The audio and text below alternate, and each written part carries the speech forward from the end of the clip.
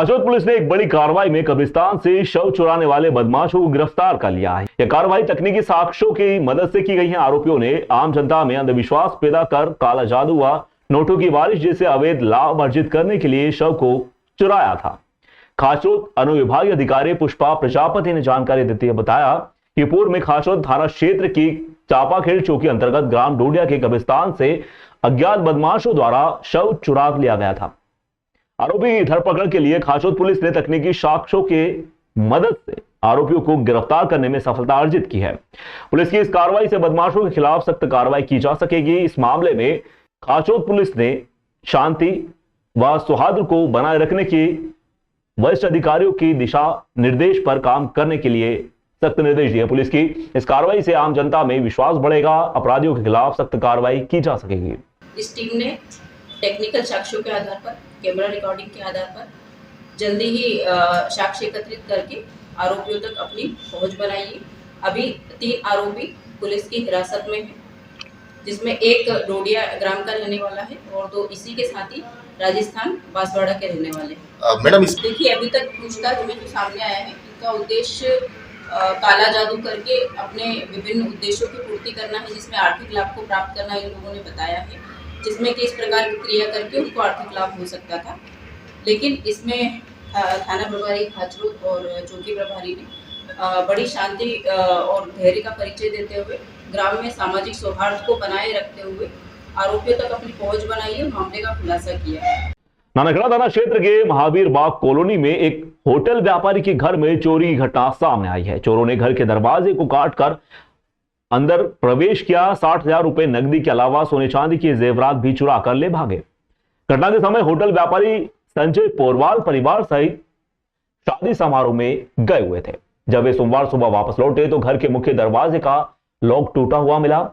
घर के अंदर जाकर देखा तो बेडरूम में पूरा सामान अस्त व्यस्त बिखरा हुआ मिला था। चोरों ने सोने के कान के झाले के 2 नग, सोने के टॉप्स 6 नग, चांदी की पायजेब 4 नग, 60,000 रुपए नकदी के अलावा कार की चाबी भी चुरा कर ले गए हैं। संजय ने तत्काल पुलिस को इसकी सूचना दी। संजय की शिकायत पर नानकड़ा पुलिस ने अज्ञात बदमाशों के खिलाफ प्रकरण दर्ज कर लिया है। मामले की जांच शुरू कर दी गई है।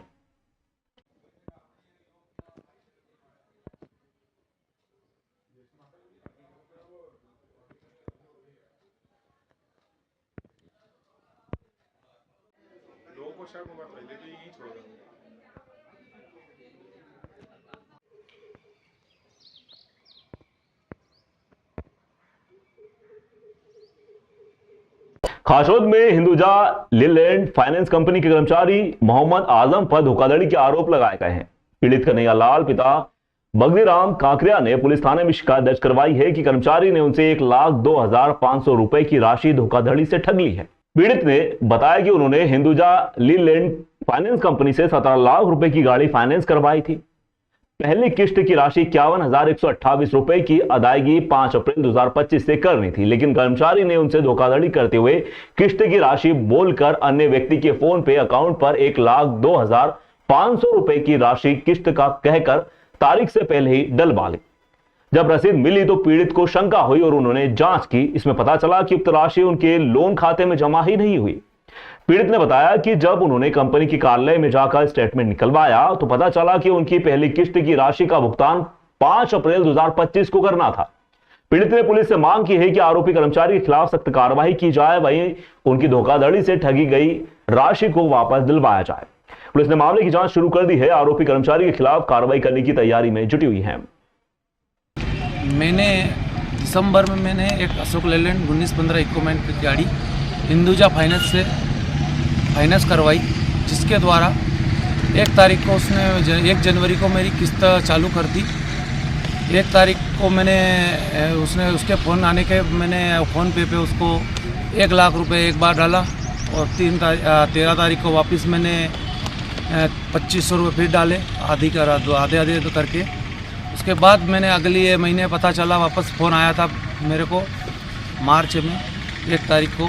उसने फ़ोन लाया वापस से 1 किस्त और डालनी है, तो मैंने बोला मैं कंपनी में ही जाके डालूँगा। कंपनी में जाके पता चला कि मेरी किस्त तो अप्रैल से चालू हुई है, 5 अप्रैल 2025 से चालू है। उससे पहले उसने मेरे से 2 किस्त एडवांस ले ली, जिसकी मूल राशि 1,02,500 रुपये है। मेरे साथ धोखाधड़ी हुई है, मैं उचित कार्रवाई कर रहा हूँ।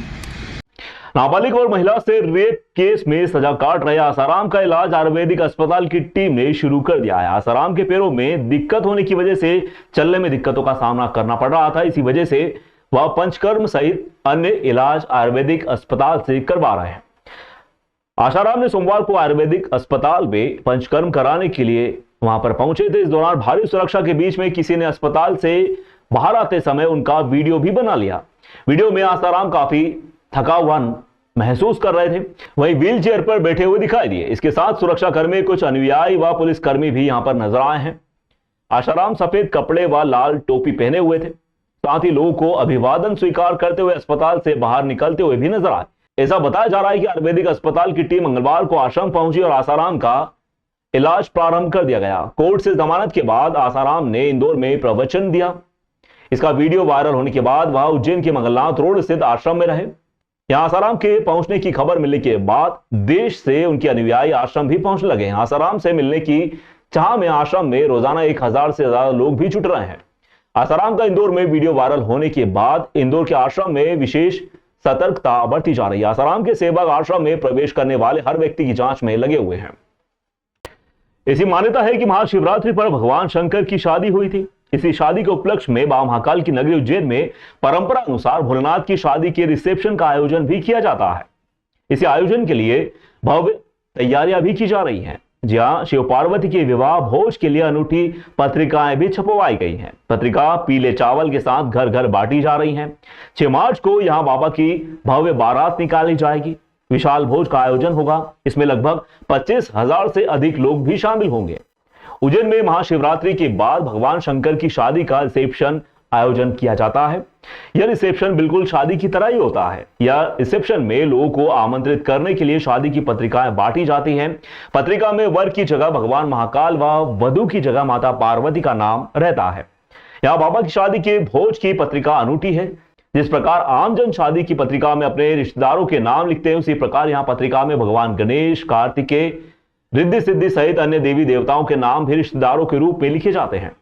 पत्रिका लोगों के घर पर भी बांटी जा रही है। यहाँ रिसेप्शन में हजारों लोगों के भोजन की व्यवस्था की जाती है। कई तरह के लजीज पकवान बनाए जाते हैं।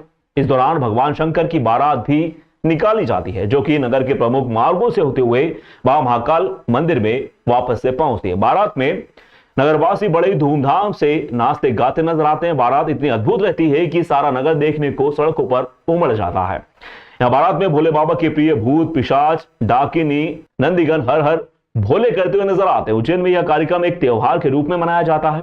उज्जैन में मनाया जाने वाला यह कार्यक्रम देश भर में और कहीं भी नहीं मनाया जाता। महाशिवरात्रि पश्चात बाबा महाकाल की नगरी और बाबा महाकाल धरती में विराजमान अगर हैं तो मृत्यु लोक पर ही विराजमान हैं। और 12 ज्योतिर्लिंग में बाबा को हल्दी सिर्फ महाकाल में लगाई जाती है।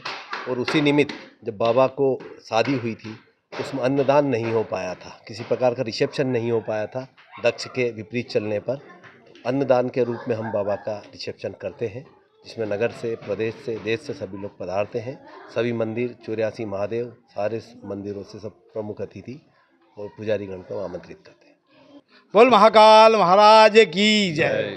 बाबा महाकाल का ये 25वां रजत जयंती उत्सव है और हमें 25 साल हो गए बाबा महाकाल माँ भगवती का विवाह उत्सव करते करते। और इस साल ज़्यादा उत्सव भगवान के लिए। और हमने घर घर पत्रिका दी, नगर में सब दूर पत्रिका बांट रहे हैं। जो भी आए बाबा का आशीर्वाद लेने जाएँ। एक ऐसा दूल्हा दुल्हन बैठे हुआ जो लोग आते हैं और उनसे आशीर्वाद लेने जाते हैं। लोगों को आशीर्वाद देने जाना पड़ता है, वहाँ लेने आना पड़ता है। तो ऐसे बाबा महाकाल में विराजमान हो गए और भगवान की ऐसी कृपा है। सो दुखी की नुक्ति है, घोपड़ा पाक है, पान, कापी, शिकंजी, चावल, जो अभी हमको भी मालूम क्या बन रहा है, पर ये चीज़ तो फिक्स है और भगवान जो आगे करा दे। उज्जैन के शासकीय जीवाजी वैद्यशाला में स्थापित देश की पहली वैदिक घड़ी के लोकार्पण के बाद अब विक्रमादित्य वैदिक दीवार घड़ी जल्द ही प्रधानमंत्री कार्यालय यानी कि पीएमओ व नए संसद भवन में लगाए जाएंगे। इसके अलावा 100 से अधिक वैदिक घड़ियों को बनाकर देश विदेशों में भी भेजा जाएगा। विक्रमादित्य शोध पीठ के निदेशक श्रीराम तिवारी ने बताया कि वैदिक घड़ी के मोबाइल ऐप का लोकार्पण 30 मार्च गुड़ी पड़वा के दिन किया जाएगा। इन घड़ियों को 179 भाषाओं में बनाया जाएगा। खास बात यह है कि इनमें एक विशेष चिप भी लगाई जाएगी, जिससे बिजली चले जाने पर भी घड़ी बंद नहीं होगी और समय स्वचालित रूप से सेट हो जाएगा। वैदिक घड़ी में समय के साथ ही लग्न, ग्रहण, मुहूर्त, पर्व की जानकारी भी मिल सकती है। यह घड़ी वैदिक काल गणना के सिद्धांतों पर आधारित है, जो प्रतिदिन देश विदेश में अलग अलग समय पर होने वाले सूर्योदय को भी सिंक्रोनाइज करवाएगी। इन घड़ियों को बनाने के पीछे का उद्देश्य लोगों को वैदिक काल गणना के सिद्धांतों के बारे में जागरूक करना और उन्हें अपने दैनिक जीवन में इसका उपयोग करने के लिए प्रोत्साहित करना है। और 12:32 पर कील से हम उसकी दिखा लेते कि वास्तव में ये अपने आप में सूर्य देवता ने कक्षा बदल ली है। इतना ही नहीं, 19 मार्च और 25 सितंबर जब दिन और रात बराबर होते हैं, तब भी हमको एहसास हो जाता है कि काल गणना की नगरी यही उज्जैन है, ये प्राचीन ज्ञान विज्ञान की नगरी है। केवल ये बाबा महाकाल का हमको ये पक्ष भी सबके सामने लाना है, जिसके आधार पर आधुनिक विज्ञान भी इस बात को मानता है। तो मैं मान के चलता हूं, जब घड़ी का लोकार्पण माननीय प्रधानमंत्री जी से कराया था, अब एक सरलता हो गई, उसके ऐप विभिन्न भाषाओं के भी आ रहे हैं और इस आधार पर दिल्ली, मुंबई, बाकी राज्यों का समय के साथ ग्रीनविच का समय भी है, भारतीय समय भी है, लेकिन शुद्ध समय के आधार पर बहुत सुंदर ऐप बना है। तो एक घड़ी अभी हमने बनाई है भाई साहब, हम ये चाहेंगे वो घड़ी अपने पार्लियामेंट के अंदर लगना चाहिए, लोकसभा के अंदर आपके माध्यम से हम बनी हुई घड़ी पूरी भेंट करेंगे, लेकिन वो अपने लिए गौरव का क्षण रहेगा। तो सच्चे अर्थों में विक्रमादित्य का यह विक्रमोत्सव हमारे उस प्राचीन गौरव को गौरवान्वित करेगा। उज्जैन के महाकालेश्वर मंदिर में वीआईपी श्रद्धालुओं का आना लगातार जारी है। इसी क्रम में सोशल मीडिया इन्फ्लुएंसर हर्षा छिजारिया भी बाबा महाकाल के दरबार में अपने परिजनों के साथ में पहुंची। उन्होंने बाबा महाकाल के दर्शन कर आशीर्वाद प्राप्त किया। हर्षा छिजारिया प्रयागराज महाकुंभ में अपनी चर्चित वीडियोस व रील्स के कारण सुर्खियों में आई थी। उनकी प्रसिद्धि के बाद उन्हें याद किया जा रहा है। इसी प्रसिद्धि के बाद हर्षा रिझारिया आज बाबा महाकाल के दर्शन करने के लिए उज्जैन पहुंचे। हर्षा रिझारिया ने नंदी हॉल में बैठकर ओम नमः शिवाय का जाप किया। बाबा महाकाल की भक्ति में लीन भी नजर आए। उन्होंने मंदिर के पुजारी पंडित अर्पित शर्मा के माध्यम से बाबा महाकाल का पूजन अर्चन किया। इसी दौरान हर्षा ने अपने मस्तक पर चंदन का तिलक लगवाया। नंदी हॉल से बाबा महाकाल को नमन करने के साथ ही जय श्री महाकाल का उद्घोष भी किया। बाबा महाकाल के दर्शन करने के बाद हर्षा ने मीडिया से बातचीत करते हुए कहा कि मैं बाबा महाकाल की अनन्य भक्त हूं, समय मिलते ही यहां दर्शन करने के लिए आती रहती हूं। प्रयागराज महाकुंभ में मुझे काफी प्रसिद्धि मिली है। बाबा महाकाल का आशीर्वाद सदा मुझ पर बना रहे, उनकी पॉजिटिव एनर्जी मुझे मिलती रहे, ऐसी कामना मैंने बाबा महाकाल से की है। उन्होंने यह भी कहा कि बाबा महाकाल के दर्शन कर मुझे जो अनुभव की प्राप्ति हुई है, मैं उसे शब्दों में बयां नहीं कर सकती।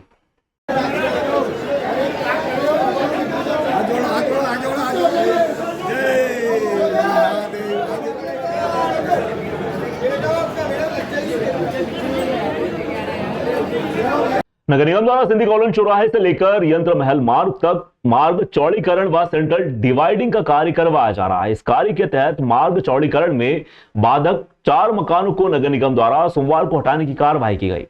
भवन अधिकारी लक्ष्मण प्रसाद साहू, सहायक आयुक्त प्रदीप सेन, भवन निरीक्षक मुकुल मेश्राम, रिमूवल गैंग प्रभारी राज गोडाले द्वारा उक्त 4 बाधक मकानों को जेसीबी के माध्यम से हटाने की कार्रवाई की गई। इसके अलावा मार्ग चौड़ीकरण अंतर्गत रोड किनारे जो बड़े वृक्ष आ रहे थे, उन्हें ट्रांसप्लांट किया जाकर अन्य सुरक्षित स्थलों पर पुनः ट्रांसपोर्ट किए जाने का कार्य भी नगर निगम द्वारा करवाया जा रहा है। यह कार्य नगर निगम द्वारा सिंधी कॉलोनी चौराहे से लेकर यंत्र महल मार्ग तक मार्ग चौड़ीकरण व सेंट्रल डिवाइडिंग के लिए किया जा रहा है।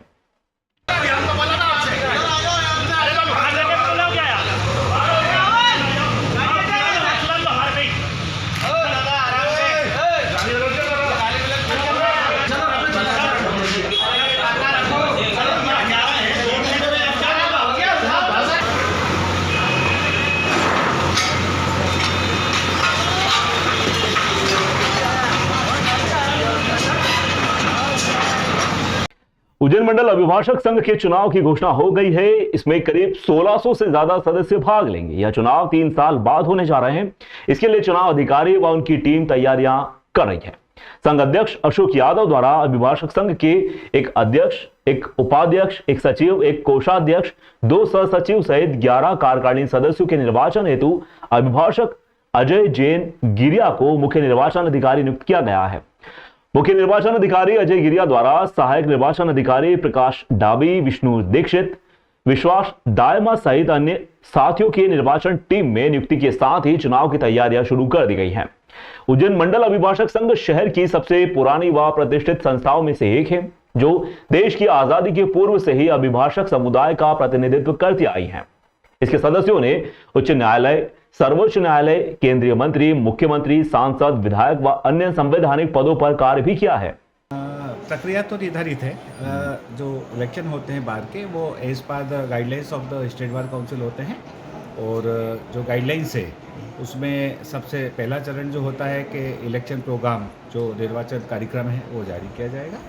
निर्वाचन कार्यक्रम जारी करने के बाद मतदाता सूची प्राथमिक प्रकाशन, मतदाता सूची प्राथमिक प्रकाशन के पश्चात दावे आपत्तियों का निराकरण, उसके बाद अंतिम सूची का प्रकाशन, उसके उपरांत जो भी प्रत्याशी फॉर्म भरेंगे उसकी प्राथमिक सूची, जो फॉर्म वापस लेंगे उनकी अंतिम सूची, उसके बाद वोटिंग का डेट डिक्लेयर करेंगे। वोटिंग का डेट लगभग सभी पक्षों की सहमति से 7 अप्रैल नियत हुआ है। रमज़ान माह, पवित्र रमज़ान माह चल रहा है, अभी 30 तक है।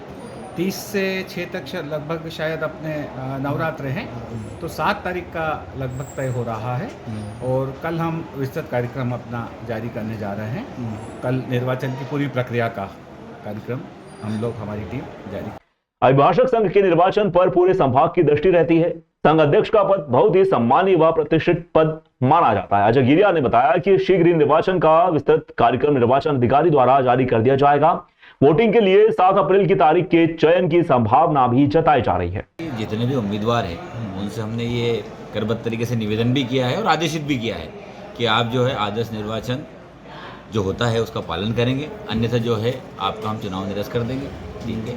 और हम हर तरीके से प्यार से, मोहब्बत से, लड़के झगड़ के हर तरीके से चुनाव कराने में सक्षम है। ये जो चुनाव में प्रलोभन दिया जाता है वोटरों को, उस पर लेके भी हमारे यहाँ विद्वान अभिभाषक है और इसे प्रलोभन में ना तो प्रकोपित होते हैं ना प्रलोभित होते हैं, इसलिए चुनाव बिल्कुल निष्पक्ष रहेगा।